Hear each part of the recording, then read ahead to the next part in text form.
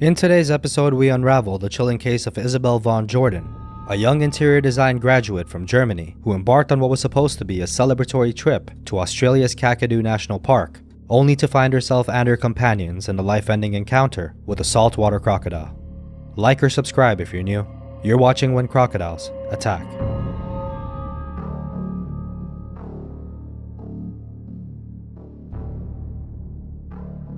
In the ancient landscapes of Australia's Kakadu National Park, Glenn Robles, a 13-year-old veteran tour guide, led a group of international tourists on a 4-day adventure. Among them were two German sisters, aged 21 and 23. The sisters were natives of Munich, Germany, and were on what was supposed to be the trip of a lifetime. Freshly graduated with a degree in interior design from the Technical University of Munich, Isabel was known as a young woman full of ambition and creativity. She was highly regarded by her peers for her keen eye in aesthetics and a passion for sustainable design.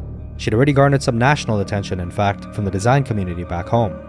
Isabel's trip to Australia was not just supposed to be a vacation, it was a celebration of her recent academic achievement and a well-deserved break before she dove into her budding career. Accompanied by her 21-year-old sister Valerie, the journey was meant to be a joyous occasion, a chance to explore, unwind, and also make lasting memories. The group also included James Rothwell, a young Brit from Essex, and Carmen Woolley, another German tourist. Glenn was not just another tour guide, he was in fact a maestro in his field and highly renowned in the tourism industry.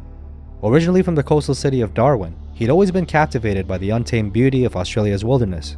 This passion of his would lead him to taking up a career as a tour guide, the kind of job that made 9-to-5ers question their life choices as they scrolled through his adventure-filled social media feed, much of which included videos and pictures of him introducing travelers to the awe-inspiring vistas of Kakadu, its ancient Aboriginal rock art, and of course its vibrant ecosystems, teeming with a variety of unique wildlife.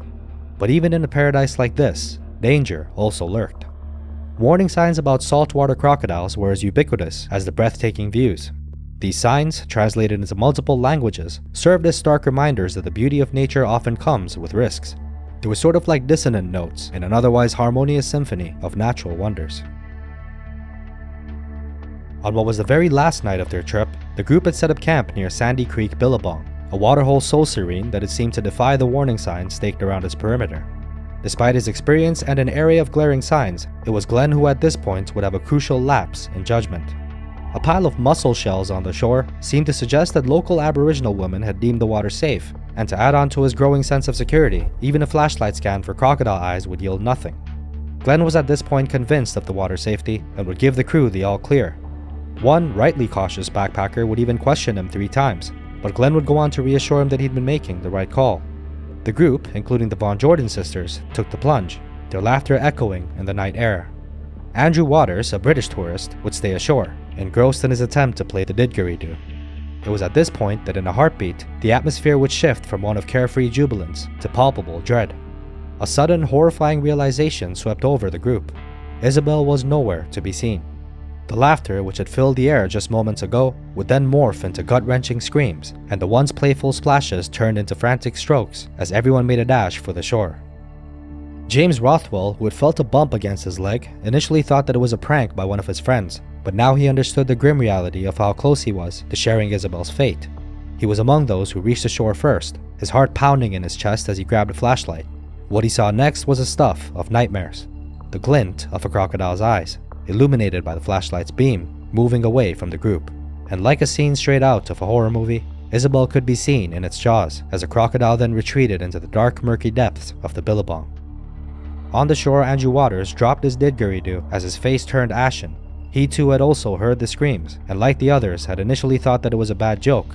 But after the frenzied scramble to shore and the subsequent head count, it became painfully clear that Isabel was missing, and the group was now facing a horrifying reality that would haunt them for the rest of their lives. Emergency services were summoned, and a harrowing night-long search would commence.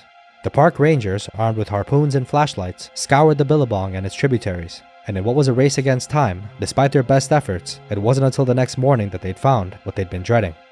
Isabel's body was discovered in the tributary of the South Alligator River, about 2 kilometers from where she'd gone missing.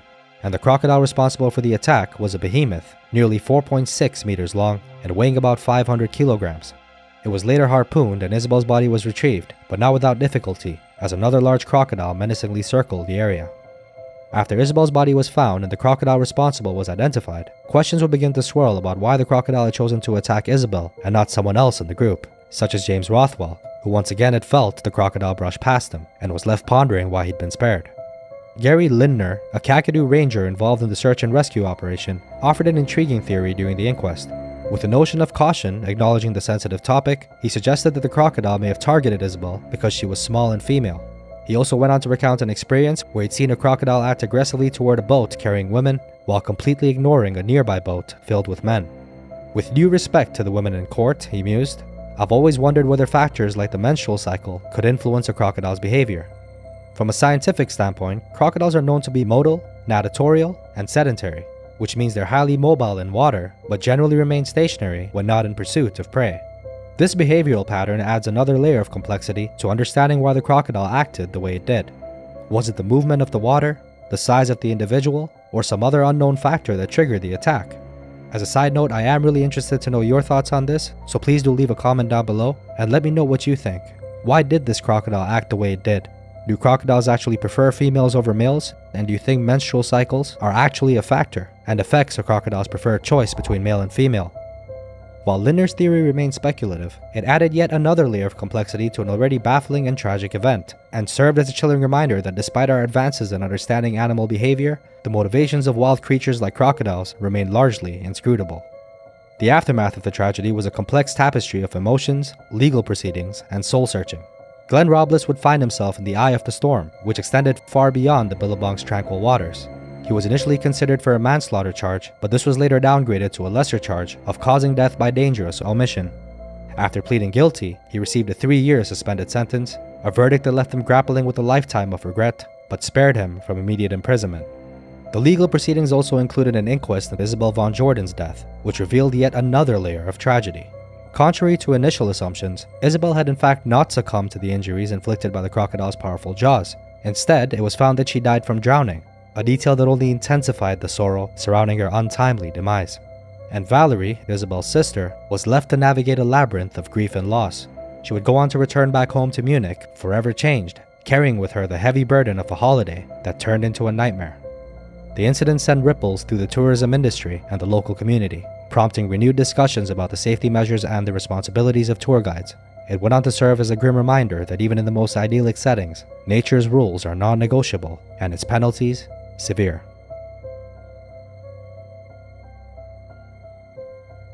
If this episode piqued your interest, then our previous episode, featuring some of the most brutal bear attacks on record, is likely to do the same. You can find it on the end screen of this video.